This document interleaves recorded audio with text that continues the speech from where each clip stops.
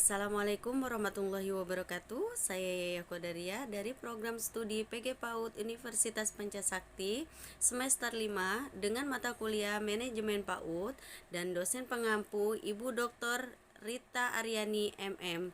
Di sini saya akan mencoba memaparkan tentang manajemen pengelolaan PAUD yang berkualitas. Penyelenggaraan dan pengelolaan pendidikan anak usia dini. Pengelolaan pendidikan itu pada dasarnya merupakan proses kerjasama dalam penyelenggaraan pendidikan dengan mendayagunakan semua komponen, baik berupa manusia, uang, kurikulum, sarana dan prasarana, dan humas maupun material lainnya dalam rangka mencapai tujuan pendidikan. Standar pendidikan anak usia dini terdapat 1. Standar tingkat pencapaian perkembangan anak atau STPPA merupakan acuan untuk mengembangkan kurikulum pendidikan anak usia dini. 2.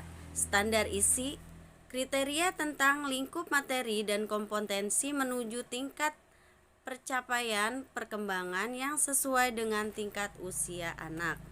Lalu yang ketiga adalah standar proses, kriteria tentang pelaksanaan pembelajaran pada satuan atau program PAUD dalam rangka memenuhi tingkat pencapaian yang sesuai dengan tingkat usia anak. Yang keempat ada standar penilaian, yaitu kriteria tentang penilaian proses dan hasil pembelajaran dalam rangka mengetahui tingkat pencapaian yang sesuai dengan tingkat usia anak. Lalu yang kelima, standar pendidikan dan ketenaga pendidikan. Kriteria tentang kualifikasi akademik dan kompetensi yang dipersyaratkan bagi pendidik dan tenaga kependidikan di PAUD. Lalu ada standar sarana dan prasarana, kriteria tentang persyaratan dan pendukung penyelenggaraan dan pengelolaan pendidikan anak usia dini secara holistik dan integratif yang memanfaatkan potensi lokal. Lalu ada standar pengelolaan, yaitu kriteria tentang perencanaan, pelaksanaan, dan pengawasan kegiatan pendidikan pada tingkat satuan atau program pendidikan anak usia dini. Selanjutnya, standar pembiayaan yaitu kriteria tentang komponen dan besaran biaya personal serta operasional pada satuan atau program pendidikan anak usia dini. Prinsip-prinsip pada penyelenggaraan PAUD adalah 1.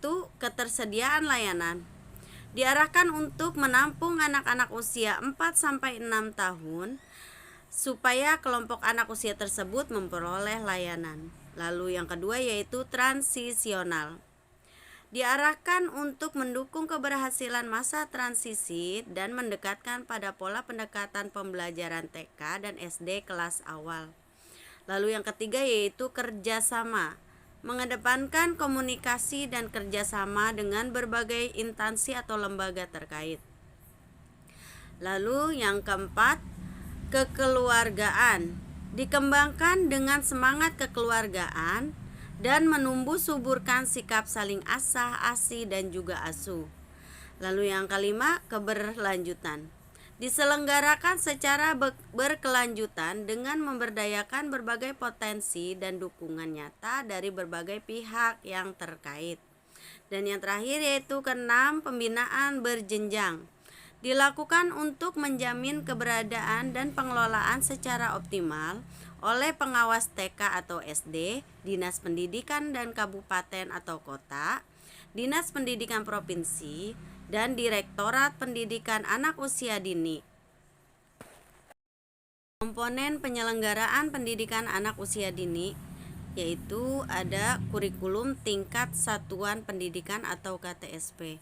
Kurikulum tingkat satuan pendidikan atau KTSP adalah kurikulum operasional yang disusun dan dilaksanakan di pendidikan anak usia dini yang sesuai dengan kondisi daerah dan kebutuhan anak.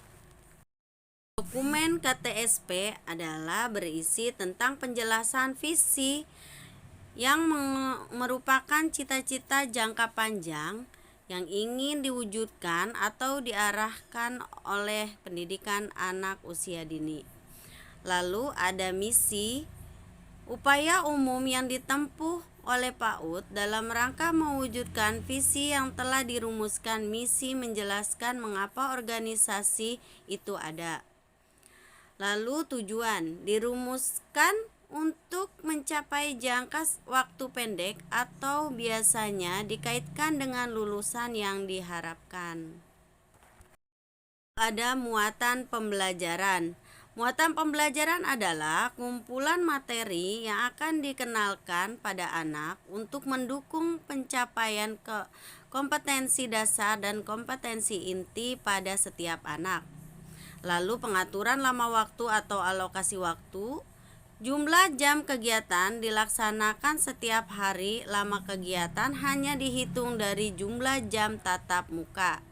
Selanjutnya, kalender pendidikan. Kalender pendidikan menjelaskan tentang pengaturan waktu untuk kegiatan pembelajaran anak selama 1 tahun. Dan di dalam dokumen 2 terdapat perencanaan program semester, yaitu berisi tentang daftar tema 1 semester, termasuk alokasi waktu setiap tema dengan menyesuaikan hari efektif kalender pendidikan. Tema berfungsi sebagai wadah yang berisi bahan dan kegiatan untuk mengembangkan potensi anak. Yang kedua yaitu RPPM. RPPM mengembangkan dari kegiatan semester, namun penyajiannya lebih lengkap dan lebih operasional. Yang ketiga yaitu RPPH atau Rencana Pelaksanaan Pembelajaran Harian, yaitu unit perencanaan terkecil dibuat untuk digunakan dan memandu kegiatan dalam 1 hari. RPPH disusun berdasarkan RPPM yang berisi kegiatan-kegiatan yang dipilih dari indikator yang direncanakan untuk 1 hari sesuai dengan tema dan subtema. Lalu yang keempat yaitu pembelajaran. Pembelajaran adalah proses interaksi antara pendidik dengan peserta didik melalui kegiatan bermain pada lingkup belajar yang aman dan menyenangkan dengan menggunakan berbagai sumber belajar. Lalu yang kelima yaitu penilaian perkembangan anak. Penilaian di pendidikan anak usia dini diarahkan untuk menilai proses dan hasil belajar anak. Penilaian proses dan hasil belajar anak adalah suatu proses mengumpulkan dan mengkaji berbagai informasi secara sistematis.